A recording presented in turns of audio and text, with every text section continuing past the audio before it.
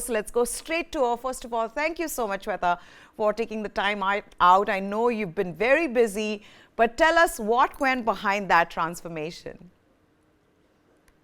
Okay, thanks, Maya. Thanks for having me today. I think, first of all, I'd like to give equal credit to Surya's team of coaches as well. It's really unfair that only the dietitian hogs the limelight, keeping Surya out of it completely at this point.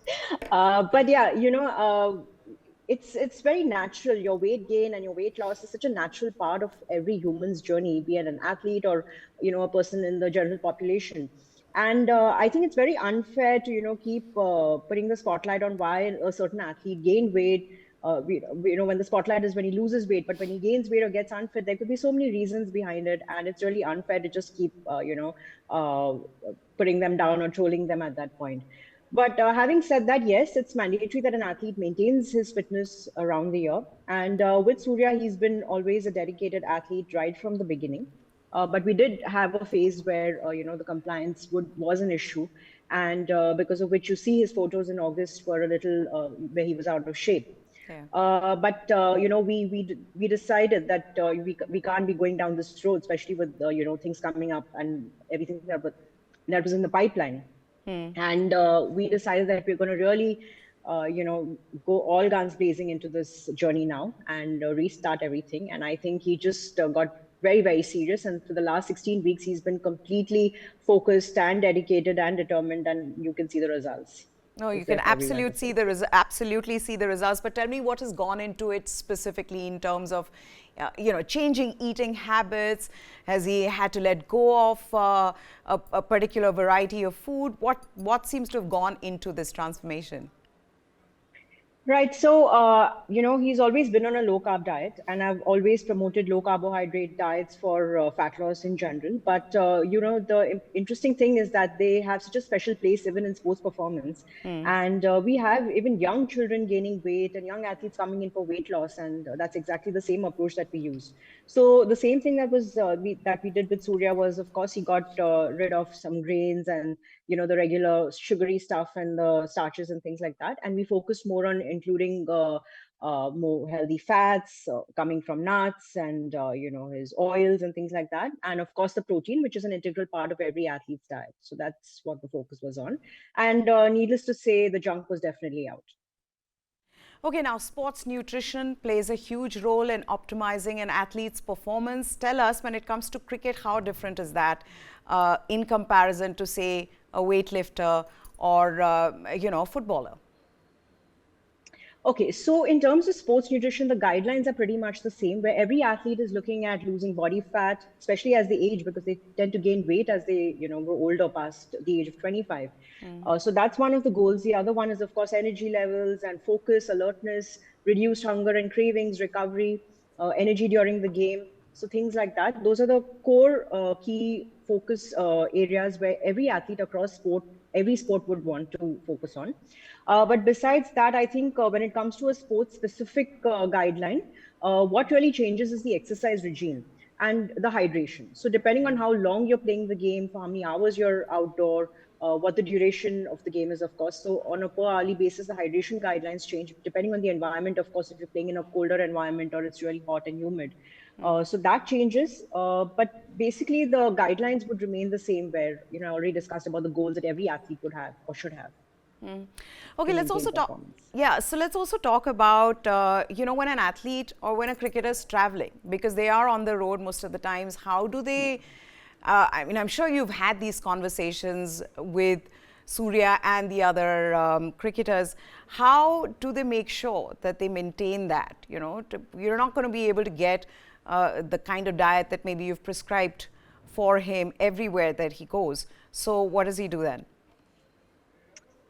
Right. So then bespoke nutrition is what that's about, right? When you travel and you don't have those food choices, that has been laid out by a dietitian, then of course the dietitian has to be more involved at such times, where we go back and forth to check what kind of food is available, and based on that, we then modify the diet. So it has to change if what I've planned for him in India doesn't work when he's traveling.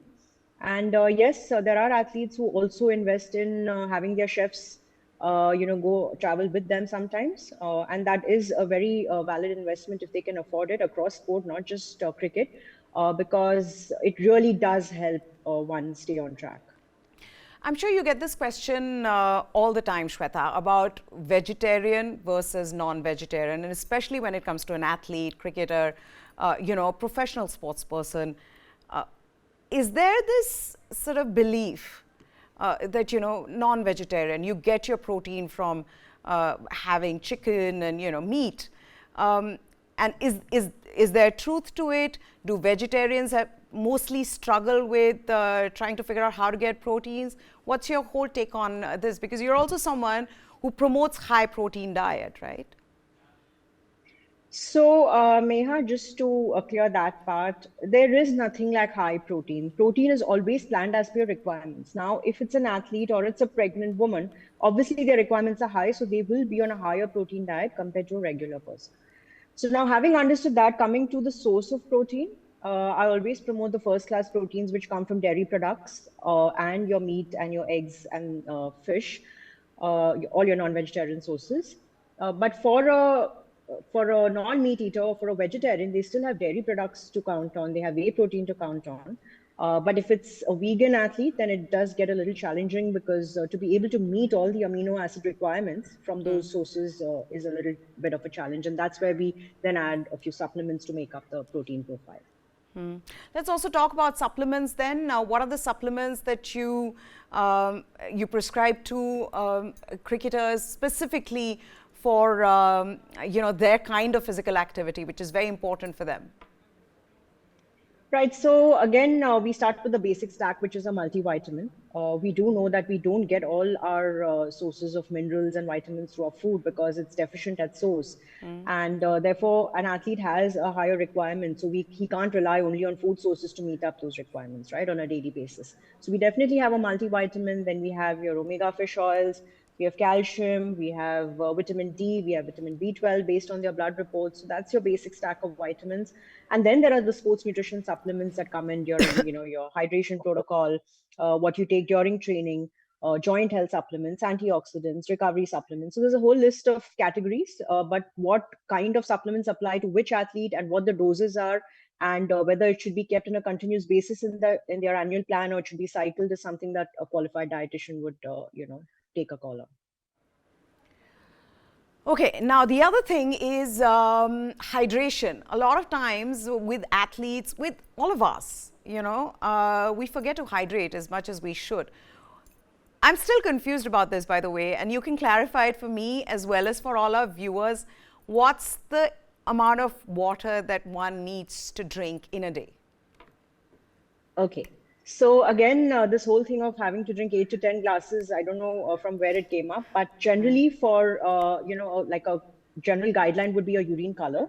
So if your urine color is a pale yellow through the day, then you're pretty much hydrated. So what you can do is do a back check of how much water you had per day and not increase the amount and check your urine color. So if that's matching to a pale yellow, then you're pretty much on track.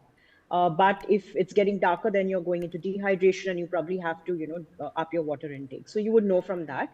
But for an athlete, it's different because they tend to train in hot environments and sometimes they may lose sweat to a point where they can't just look at their urine color from time to time. So we have a set guideline, which we work with them on a very, very specific basis. We do their weight checks pre and post training and then, estimate their sweat rate and then give them the fluid guidelines and their salt guidelines, which is different again for different athletes. Okay, now I've got to ask you this, just so that we can connect with Surya at a more, or with any cricketer at a more human level. I'm sure they have cravings. I'm sure they want to go out for some cheat meal. What is Surya's favorite and how has he been able to, or have you been able to make him get rid of it? So I think he's a very, very diligent athlete, and he really doesn't have, those typical cravings, and that he has to kind of have a cheat meal regularly. That has to be placed in his plan. So that way is pretty good.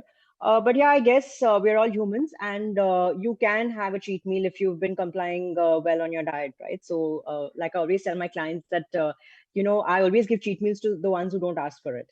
So, coming back to Surya, he never asked for it, so he's entitled to one. And I always keep checking with him from time to time whether he wants to take one, and then he decides whether he should or not based on his progress and of course how he feels. But on a general basis, he's not someone who will go all out on junk and things like that. And ruin his diet. No, But he's not this, that. Yeah, but there is some coming to his favorite weakness. foods, If I think. everyone has one weakness, yes.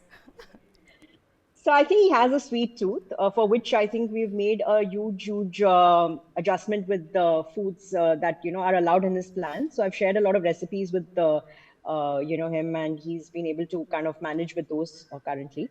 But even despite that, if he feels like he wants to eat some sugary stuff at some point, which is pretty rare, then he goes and eats what he has to. But that's very occasionally done.